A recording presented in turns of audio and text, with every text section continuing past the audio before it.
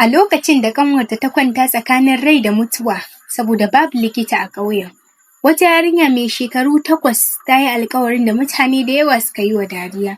Amma shekaru bayan hakan, alƙawarin nan ya sauya rayuwarta da rayuwar garin gaba ɗaya. A wani gari mai suna ƙauren Namoɗa, inda iskar arewa ke kaɗawa da sanyi a lokacin hunturu, akwai wata yarinya mai suna Hadiza. An haife ta ne a wani dare mai cike da taurari. Mahaifiyarta kan ce, taurari sun yi yawa a wannan dare fiye da kowane dare da ta taɓa gani. Hadiza ta taso a gida mai cike da ƙauna, sai dai ƙarancin arziki na duniya. Mahaifinta, Malam Umar, malami ne a makarantar ƙauyen, yana koyarwa ba don kuɗi ba sai don ƙaunar ilimi. Mahaifiyarta, Hajiya Ramatu, mace ce mai himma da aiki tuƙuru.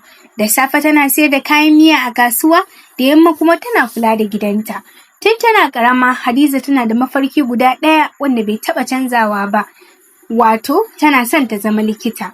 Lokacin da Hadiza tana da shekara 8, ƙanwarta mai suna Aisha ta kamu da rashin lafiya mai tsanani. Zazzaɓi ya rufe ta har na tsawon kwanaki 7. Jikinta ya yi zafi kamar wuta, idonta kuma suna ta rufewa a hankali.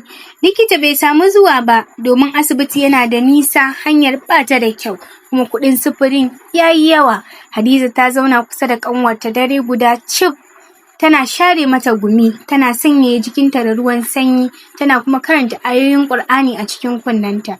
A washe gari da sassafe, idan Aisha ya rufe gaba ɗaya, ta rasu.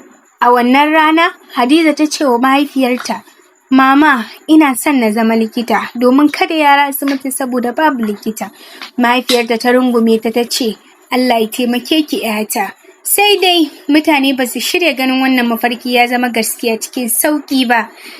Da ta fara girma, maƙwabta suka fara magana. Wata tsohuwa mai suna Inna Laraba, wadda ba ta taɓa rasa abin faɗi a garin, ta ce wa Hajiya Ramatu, kin bar ‘yarki tana mafarkin zama likita?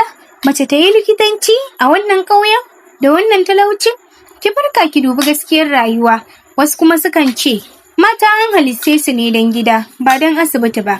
Kuɗin karatun likitanci sun yi yawa, da yawa sun yi irin wannan mafarkin, amma bai taɓa yiwuwa ba. Hadiza duk ta ji waɗannan kalamomi, wasu sun shiga zuciyarta kamar ƙaya, amma akwai wata ƙaramar wuta a zuciyarta wata iska bata isa ta kashe ba, sai ma ta ƙara ruruwa. Mahaifinta, Malam Umar, shine garkuwar mafarkinta. Wata rana da daddare, ya zauna da ita a ƙarƙashin sararin samaniya mai cike da taurari, ya ce mata, Hadiza, kina jin abin da mutane suke faɗa? Ta amsa a hankali, baba. Ya nuna sama ya ce, kin ga taurarin nan? Kowanne a cikinsu haske ne da ya ƙi yarda duhu ya rinjaye shi. Don haka ina so ki zama kamar su Hadiza. Idanun Hadiza suka cika da hawaye, sai mahaifinta ya ƙara da cewa, ‘yata, wannan mafarkin ba naki kaɗai ba ne, amanar Allah ce da ya ɗora a hannunki, ki kiyaye ta, ki cika ta. Hadiza ta shiga makarantar sakandare, ita kaɗai ce mace a ajin kimiyya, tare da maza guda 14. A ranar farko, malamin kimiyya, wato Malam ɗan sarki, ya dube ta ya ce, yarinya, kin batan hanya ne? Ajin ɗinki da girki yana ta can wancan gefen. Ajin suka fashe da dariya, amma Hadiza ta zauna cikin natsuwa ta ce, ban ɓace ba Malam, ina wurin da ya dace da ni ne. Malam ɗan sarki ya kalle ta na ɗan lokaci sannan ya fara darasi.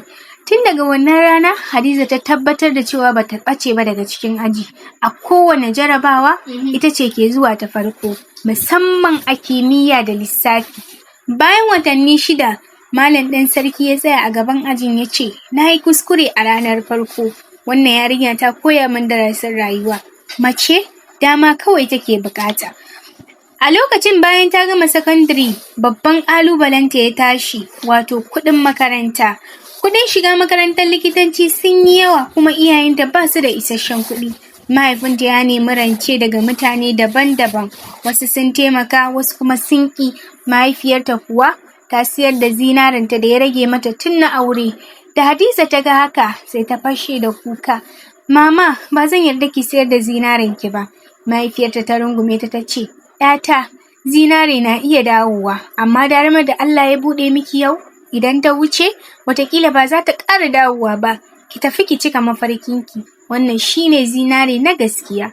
Hadiza ta samu gurbin karatu a birnin Sokoto, ta tafi da jaka ɗaya ta tufafi da zuciya cike da ƙuduri.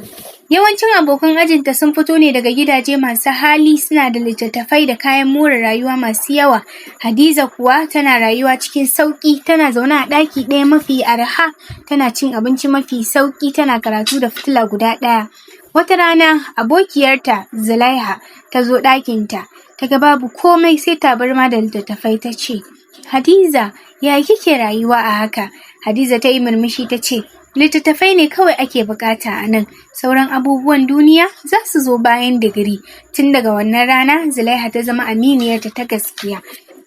A daren da ya gabaci jarabawar ƙarshe, Hadiza ta yi karatu har ƙarfe 2 na dare. Ta rufe littafinta, ta limshe idanunta, ta tuna da Aisha tana kwance da zazzabi. Mahaifiyarta tana siyar da zinarenta. Mahaifinta yana nuna mata taurari. Malam ɗan sarki yana tambayar ta ko ta ɓace hanya. Inna Balaraba tana cewa mafarkinta ba zai yiwu ba. Ta bude idanunta, ta ɗauki alƙalami ta ce a zuciyarta, saboda dukanku waɗanda suka gazgata ni da waɗanda ba su gazgata ni ba, zan rubuta wannan jarabawa da dukkan ƙarfina. Da sakamakon jarabawa ya fito, Hadiza Umar ce ta samu mafi girman maki a dukkan makarantar. Wayarta ta yi ƙara, mahaifinta ne, muryar shi tana rawa. Hadiza, sakamakon ya fito? Ta ce, baba, ya yi nasara. Shiru ya ɗauki da shiru na ɗan dakiku kaɗan, sai ta ji mahaifinta yana kuka, mutumin da bata taɓa ganin sa yana kuka ba a iya rayuwarta. Da Hadiza ta dawo ƙauranan moɗa a matsayin likita Hadiza Umar, duk garin sun fito domin tarbarta. Yara suna gudu a gabanta, mata suna rera waƙar murna. Har Inna Balaraba ma ta fito ta tsaya a bakin hanya. Hadiza ta tafi gare ta ce, Inna Balaraba, na dawo gida, na zama likita. Tsohuwar ta dube ta tana mai jin kunya da farin ciki ta ce, ki haƙuri ‘yar nan, ki haƙuri, ki gafarta min, na yi ƙoƙarin kashe wutar da bai kamata a kashe ba. Na yafe miki Inna, kalamanku ne suka sa wutar ta ƙara ruruwa. Hadiza ta bude ƙaramin asibiti a ƙauranan moɗa, ko da yake ƙarami ne ya zama haske ga mutanen garin. Yara irin Aisha suna samun magani a gida ba tare da doguwar tafiya ko tsadar sufuri ba. Wata rana Mama Ramat ta zauna a asibitin tana kallon ‘yarta tana duba marasa lafiya da tausayi da ƙwarewa. Hawaye suka zubo mata. Sai aka tambaye ta, Hajiya, me yasa kike kuka? Ta yi murmushi ta ce, ina kuka ne domin abin da na sadaukar ya dawo mini da darajar da tafi zinari so 1000. Kurungus.